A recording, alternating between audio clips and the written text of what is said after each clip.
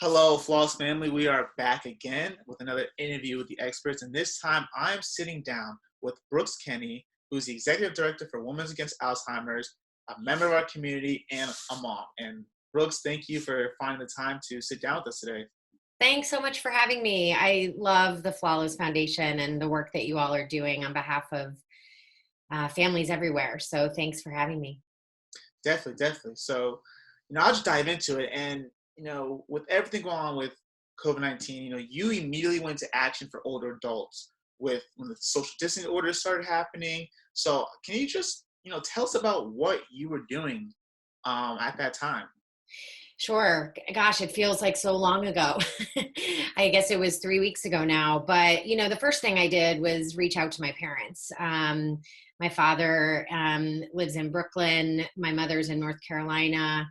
And one of the first things I did was reach out to them. They're both healthy, but certainly in the age demographic where they need to be extra careful. So I spent a lot of time talking to them and sharing articles and resources and trying to make sense of everything to make sure that they were feeling safe. I also reached out to our local community. I live in a wonderful town called Kensington, Maryland, and about 10 minutes outside of Washington, D.C. And we have several nursing homes and memory care facilities here in town. And my family and I were talking over breakfast about how hard it must be for older adults to be in those facilities and not be able to experience the joy of having family visiting. So we started brainstorming, and we called that morning and just said, can we start a campaign? Can we draw pictures? Can we, bring flowers? Can we collect things from the community to bring to you? And it was really interesting because both organizations said, wow, that's really thoughtful, but we're not even sure if that's safe. So, and, because of the paper, and especially at the beginning of this, there wasn't a lot of consistency with understanding how it can spread. And so we shifted gears and said, what if we reached out to our community and asked people to record videos or songs or send pictures, and we could package those up and send them to the organizations. And so we've been posting it on Facebook, and my daughter posted it on her Instagram, or her school's Instagram story. And we're starting to get some feedback. I think, to be honest, I think that first 2 weeks, people were so overwhelmed by what was going on, but it's clear we're going to be in this for the long haul. So I'm hoping we're going to get more and more contributions, and we can, try to brighten someone's day. We're also trying to just be aware of our older neighbors. I was thrilled to see the grocery stores make the change around particular shopping times. But we also ordered flowers from our local florist to be supportive before they had to close, and dropped them off at a few of our neighbors' homes that we know are living alone and are older. So just trying to be mindful and trying to be thoughtful about ways that you can engage. I definitely love that. Would you say there's any other ideas to support older adults? Maybe some more general tips? Yeah, I mean, I think the biggest thing is we want our older neighbors to not feel alone. And sometimes just, the smallest gesture can make a difference. So if you have somebody's cell phone and can text them at the same time every day, or if you have an email and they're accessing their email, you could send them an interesting article that you schedule time and talk later.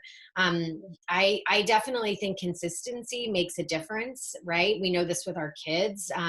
We're all, as adults, we need consistency too. So scheduling that regular time, sending pictures, sending clips to your favorite songs, just having that regular contact, I think really makes a difference. And in your local community, we in our community, we have a lovely listserv on Facebook, or a group on Facebook. And so as we learn about people that might need some extra help with shopping or other things in the home, we're staying in touch that way. So I think just getting engaged in your community, asking questions, and then identifying those people that you can communicate with on a regular basis so they feel less alone.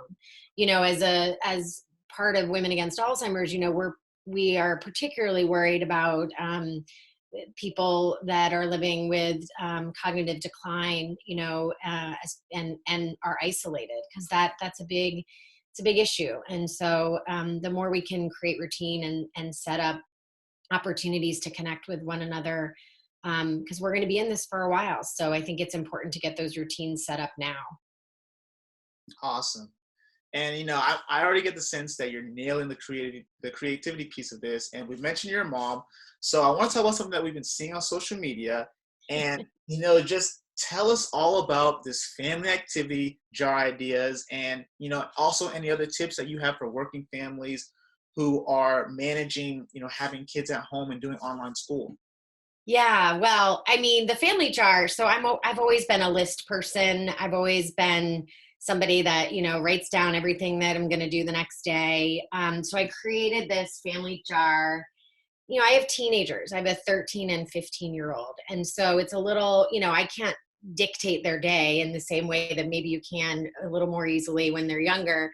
So what I did is I just had everybody write down activities that they would want to do together as a family. And then we put them all in the jar. So there are things in here like, movie night, and my son gets to pick the movie. Of course, I have a family walk in here like 5 times, because that's what I love to do with them. Cook a meal together, do a puzzle, play ping pong, whatever the case may be. Here's a tip on the family jar. When I made it, I thought, oh yeah, we're going to do this every single night. And we're 3 weeks in, and I think it's important to recognize, we're not doing this every single day. We have done it many times, and we are definitely more likely to do it on the weekends and pick more than one activity. But we also need to give ourselves a break. We cannot master this. We're just going to all do our best. And this was just a fun, easy way to kind of get their ideas, so they weren't feeling like I was telling them what we were going to do all the time. I also have this I love jars. I love mason jars. I also have this jar, and these are just different pieces of paper where I wrote chores. And so I wrote all the chores for the weekend and laid them out on the counter. And when everybody had picked, they pick the paper and do the chore, and it goes in here. And when all of them are in here, we're done. So, vacuuming, helping with laundry, taking out the garbage, the usual things. So just a fun way to kind of get everybody engaged. I would say distance learning. I mean, I am so grateful for the educators in this country who are very quickly having to adapt to an entirely new normal. And I can't even imagine what it must be for so many of them who also have young kids at home and they're trying to teach. It's also, I think, important for parents out there. I know this was a shock to me. Distance learning it's not 8 to 4, right? There are breaks during the day.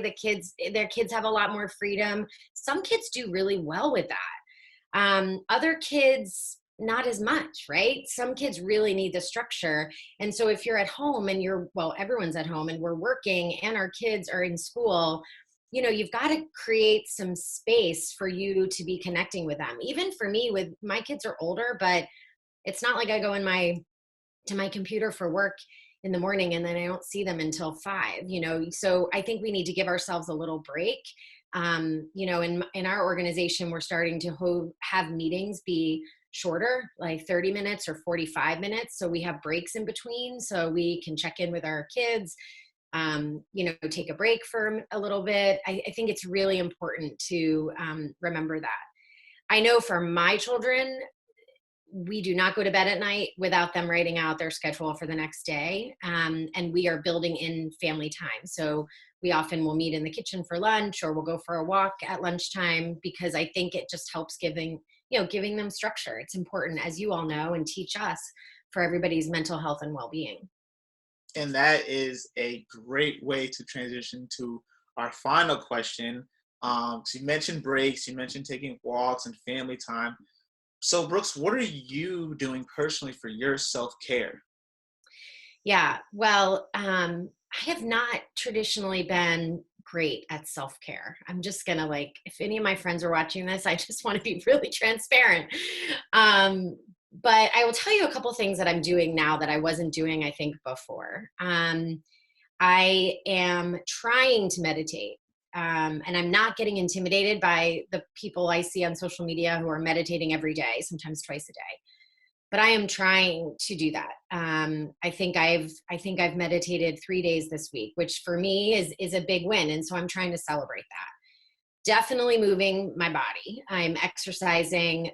We have an amazing woman in our community who is running classes online and um, creating kind of a nice Facebook group for us to all connect. So I'm moving my body through that. I'm walking a lot. That is a big part of, I think, feeling better.